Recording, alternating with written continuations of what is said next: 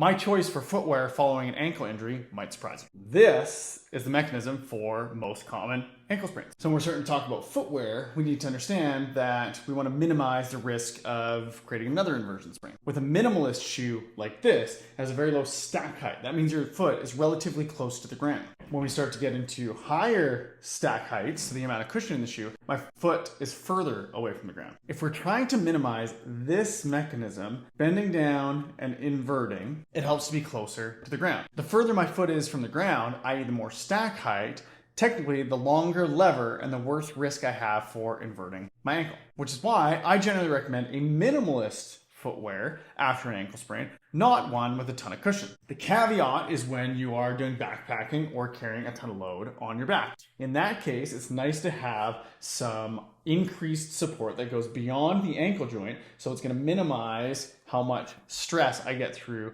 that inversion mechanism. So if you've had an ankle sprain in the past and you're trying to decide which footwear to pick, I recommend something with a lower stack height. The drop doesn't matter as much in this case, but the stack height can be pretty important. Anecdotally, when I've used a really high cushion shoe, I tend to roll my ankle more often than when I'm in a minimalist shoe, even though there's less ankle support. And that's why